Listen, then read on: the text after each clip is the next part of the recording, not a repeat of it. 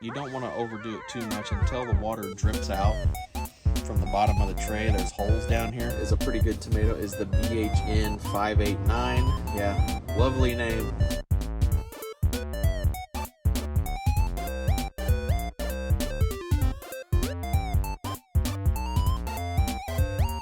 You can see it has another leaf growing out right there.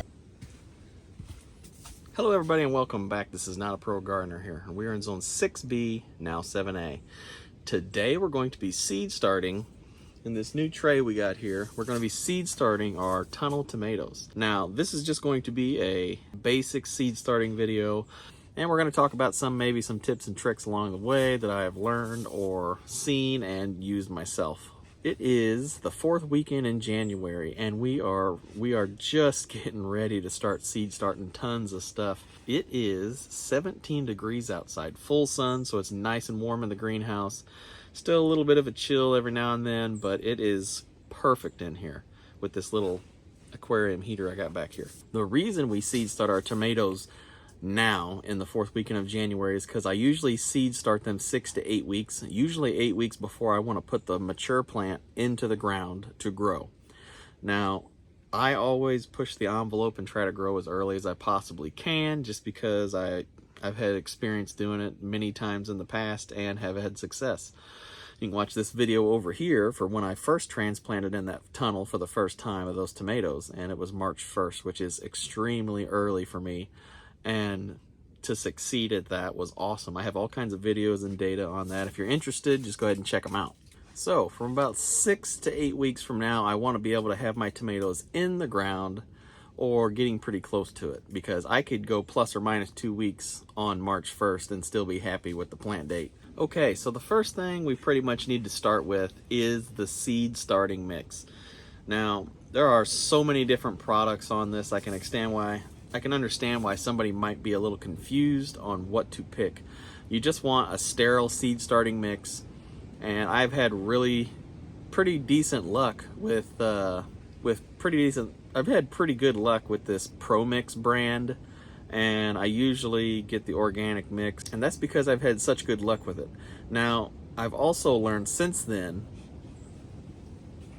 if you mix up some seed start mix and you get a chance to get some local compost, and compost is a whole nother wormhole to get into, but if you find some good seed starting mix, pair it with a couple cups of some local compost or compost that you made that, you know, doesn't have a strong smell and it smells good and earthy, and when you squeeze it together, you know, it can still have some moisture in it and not be like waterlogged. It's like a sponge, you know, it's real nice and crumbly, like it's got a good tilt to it. Almost like worm castings. If you don't have the compost, use the worm castings. Put your worm castings into the seed starting mix and mix it in real good. That also helps out a lot that I've learned with tomatoes. Another thing is you definitely do not want to just go dig up dirt from the ground outside. That's not going to give you the best results for success. You want to be able to succeed, and just using dirt from outside does not seem to give good results. It has to be able to hold oxygen into the growing medium, which would be perlite that's included into it. And there's another thing that's called vermiculite that's included into the mix as well, that holds moisture and nutrients, which would be your nitrogen or phosphorus or whatever you may add after they get big enough to be fed. So once you get your sterile seed starting mix, or if you go with the bagged mix, it should be ready to go in the bag. That's usually why I go with ProMix. If I don't want to make my own, which I usually do make my own, but I've had pretty good success with using the bagged ProMix, so it's just something else I don't have to do. You know, it's kind of nice to have that luxury. So when you get your mix, go ahead and get you a container mixed up with your worm castings, or just a little bit of compost, couple cups, maybe 1 or 2. I usually go with 2 big handfuls and mix it in for a couple trays, but these ones are going to get a little extra love. We're going to go ahead and get some of this mixed up, and then we will talk a little bit more about it. All right, so this is pretty much the seed start mix, pretty much what I like it to look like. For a unit of measure, I cut like a milk jug off as the scoop and use that as a unit of measure. So when mixing your own seed starting mix, you want to use that scoop for each component that you mix into your mix. So I take 3 parts of the peat moss, or you could use coco coir or both, and then I use 1 scoop of vermiculite and 1 scoop of perlite.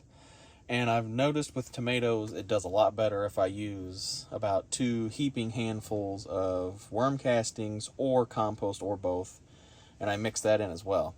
And it's kind of nice because I only have, you know, maybe a couple trays I do this with, so I don't really need a whole lot. And this is pretty much what it looks like.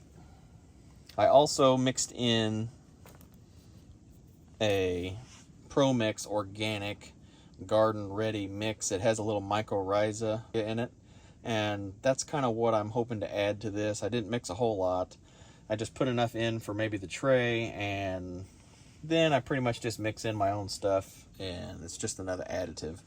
It seems to have helped the last time I did tomatoes and I used that stuff. I pretty much mixed the Garden Ready Pro Mix. It's like an organic garden mix is what it's called. It has some perlite and smells like the brown cow packages you almost get for fertilizer. It's similar to what I used as a potting up mix for my tomatoes whenever I used to like a plant sale or something like that. It worked pretty good, but when I mixed in some compost with that, it seemed to get 5 times better than what it used to be, and the tomatoes thrive. So this year I'm trying something relatively different.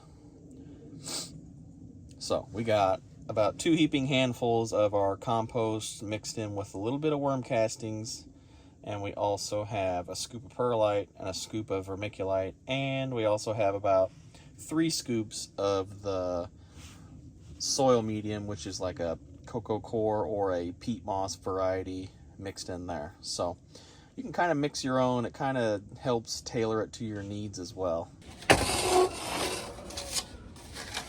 Okay, so today we're going to be using a new seed tray. It's one of these flimsy ones, and the only reason I got these was because of the seed cell size and just to have a few extra different sizes for stuff.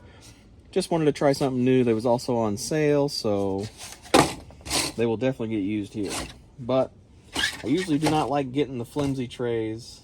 I just like to think that I'd like these things to last a little longer, but we're gonna go ahead and try these because they had some bigger seed cell sizes. I got like 4 different kinds. I got some that had 50 cells in a 10 by 20 tray, so they're like really big for like cucurbits, stuff like that, cucumbers and zucchini and stuff like that. So I got some of those that I really wanted to try, and then I also got these, which I'm going to try for tomatoes. Usually I use one of these. It's a 231 cell tray. Now you can see the size difference. That's how deep that tray is. About 2 inches, and it's literally the size of my thumb, so there's very little seed starting mix going in here.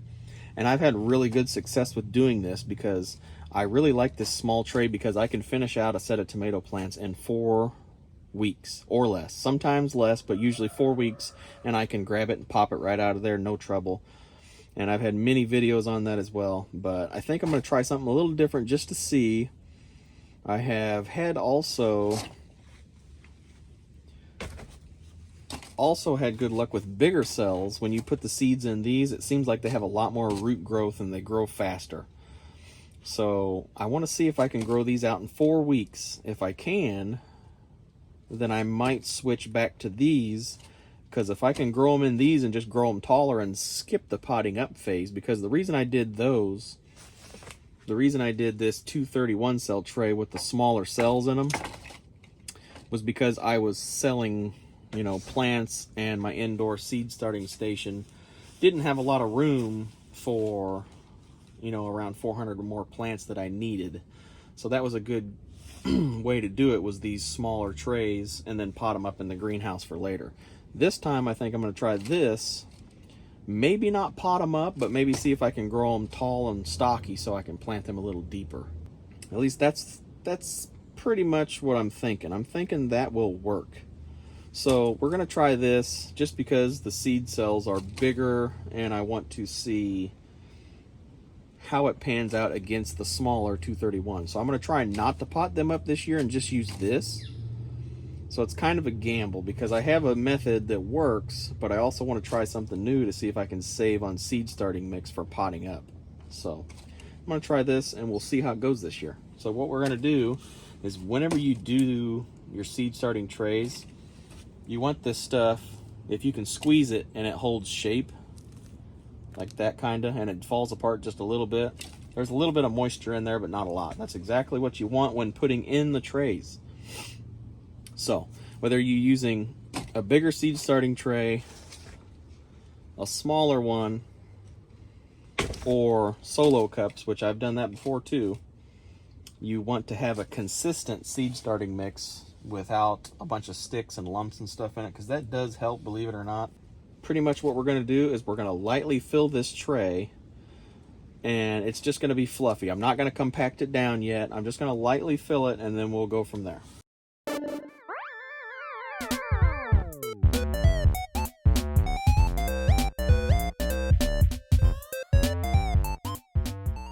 All right, so I kind of got it topped off. It is just barely sitting in there, no compacting it down. I'm just going to take the tray and kind of drop it a couple times. Back this up a little bit. This will help kind of do all the compaction that I want with this.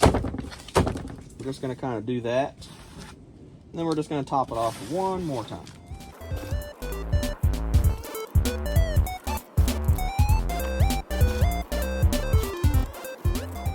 All right, so you kind of want to be able to see the divisions in your cells just a slight bit. So if you need to brush some off, go ahead and do that. Now,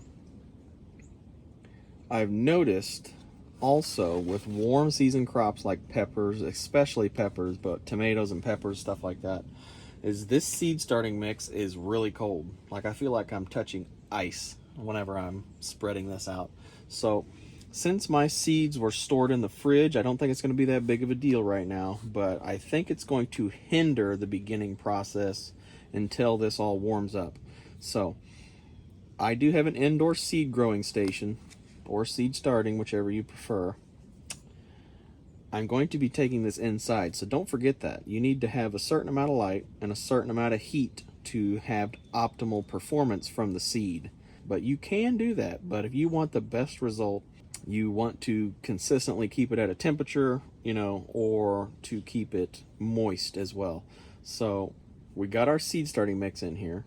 Now the next thing you need to do, you need to come up with how many seeds you want, and this tray evenly breaks up into 3 sections, which is exactly what I need. That's plenty of extra plants for my tomato tunnel to have in case something happens, which things always happen. Then you want to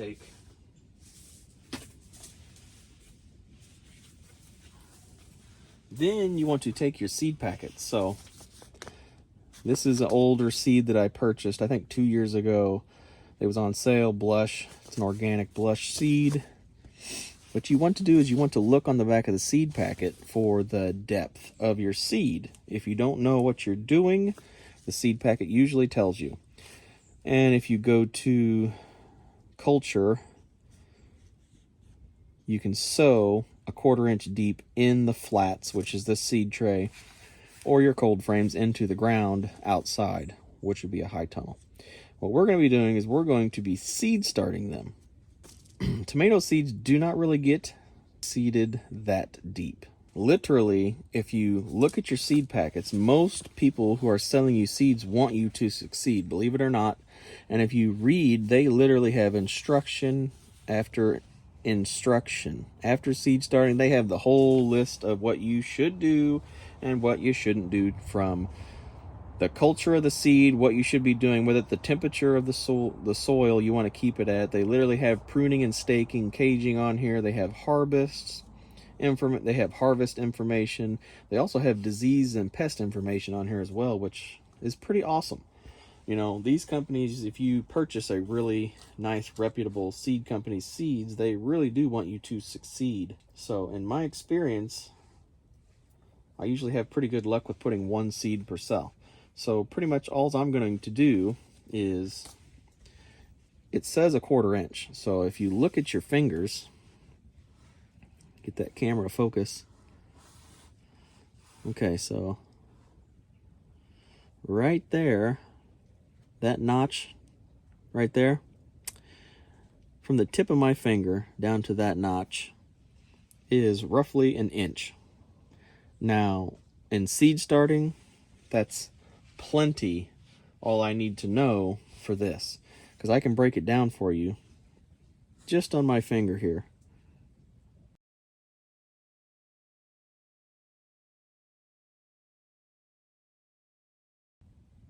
You got 1 inch, a 1/2 inch, and then if you split those two up, you got 1/4 inch increments.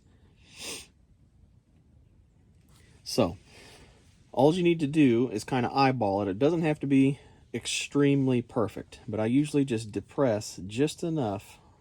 You can even put your thumb on there. You can even put your thumb about halfway up your thumb or less to kind of set the depth. And you can just put it on the edge of the seed tray and use that as a guide until you get it right. And that's all you got to do. Now, that's the depth. That's the depth you want, okay? Now, there are many ways to do this. You know, I usually use other tools to set the depth for multiple seed trays, but it's just this one, so I'm just going to use my fingers, and we're just slightly going to depress it. Just a little bit.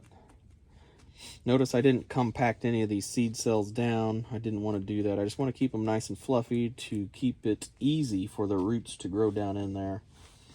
I've had the best experience with that. Okay, so that is close enough. It doesn't have to be too exact. So now you pretty much just pop open your seed packets and get to seeding. So we're going to go ahead and do that. All right. So the first one we're doing is blush. We're going to do this blush cherry tomato, which I am actually very excited for. So we'll see how it goes. I like to put a crease in that, kind of make a little channel, like an assembly line to go down. Then I just go through and try to put 1 in each cell, but if more go in there, it's not the end of the world. All right, so my camera died, so you missed the part where I seeded the Primo red seeds, and then I seeded the BHN 589 tomato seeds as well. Back to me. All right, so we got that done.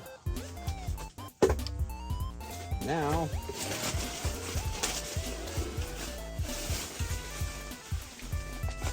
another little trick here is perlite.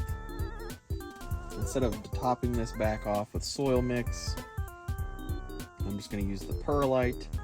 It helps keep fungus gnats down, and it also helps to keep the stem of your seed start drier because it's not soil right up against it, so it helps with damping off just a little bit in my experience.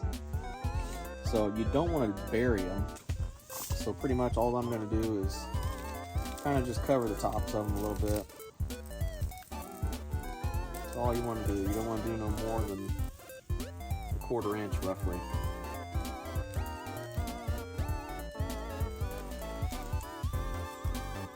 Just want to make sure to top them off, get the top of the cell closed off there. So now that I got that done, another important thing is seed to soil contact. So I'm just going to give it a good press, just flat on the top. I usually use a piece of cardboard. I just want that seed to be pressed into the seed mix just a little bit.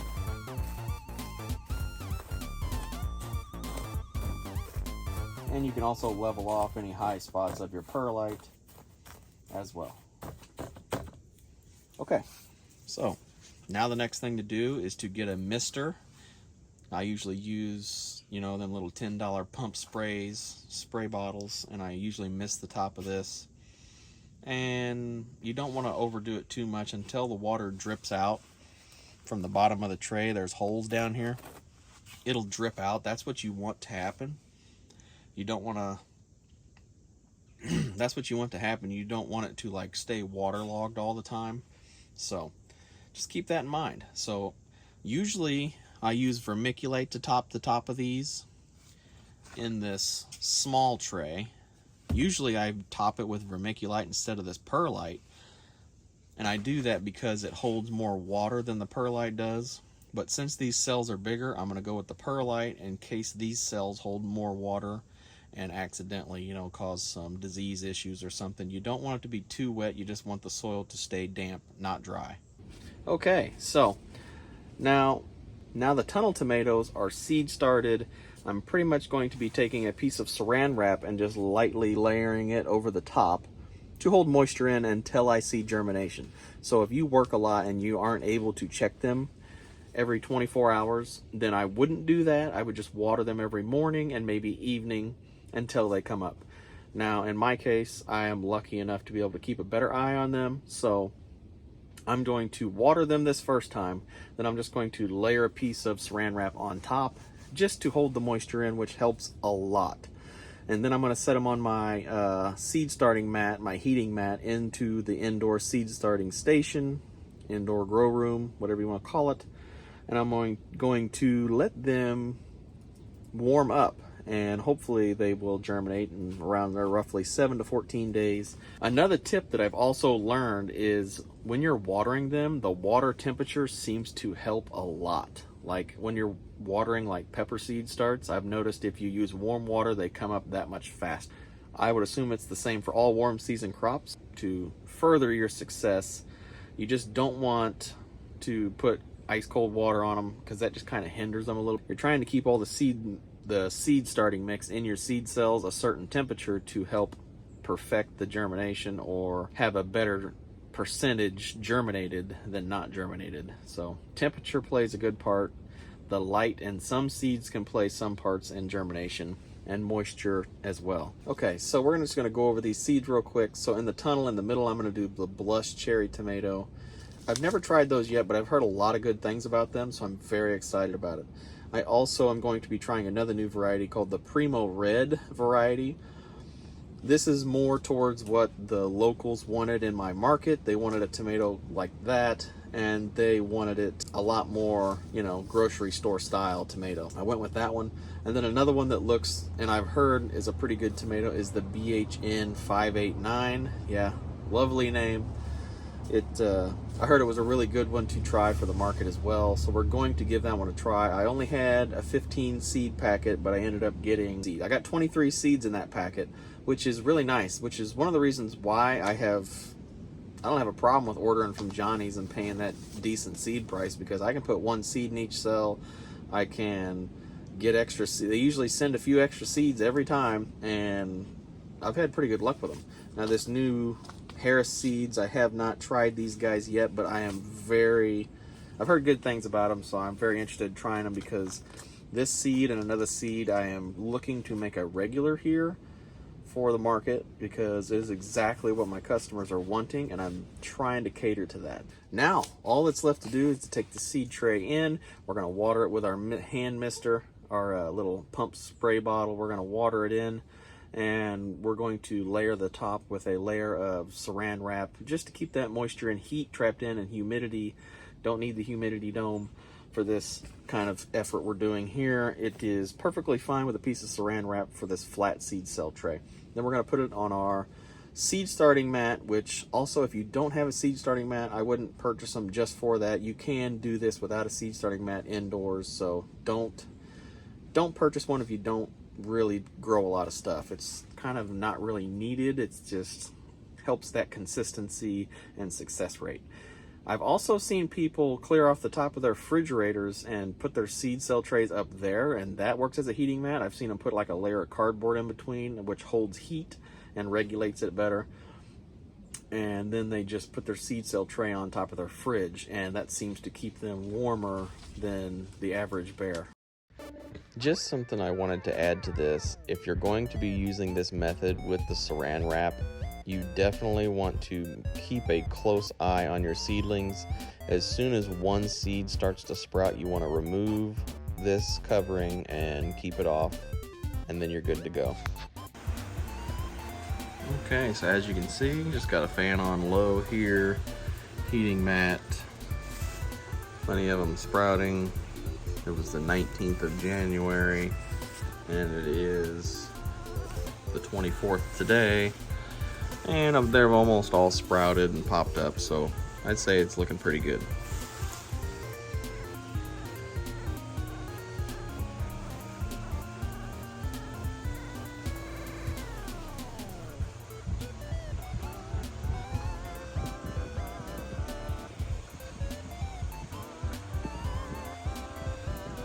One thing that I want to put a little note in is if you're going to be using a fan, you want to introduce it before they come up or right as they're coming up, and you want to keep an eye on them for the first day to see how they react to it. You don't want to dry them out too quickly at this stage, but it definitely will produce stronger seedlings. It will give them a lot stronger legs to stand on, stems, and it also helps with overwatering issues like molding and stuff like that. I waited till they germinated, then I put the fan on them, but then again, you have to keep an eye on your seed starting mix. If it dries out, these guys aren't going to do so well. It's looking pretty good. You know, I want to keep it moist on top till all the seeds pop up. I still got some that are almost through the perlite. They're pretty close. Like that one right there. It's pretty close, it ain't quite there yet. All right, so we'll keep you updated. If the true leaves pop up, we'll talk about that later. See you later. All right, everybody, so now we're on to the next phase. It is the 26th of January, and we are going to be fertilizing our tomato plants for the first time, and this is why. As you can see, oops, sorry. As you can see, it has another leaf growing out right there.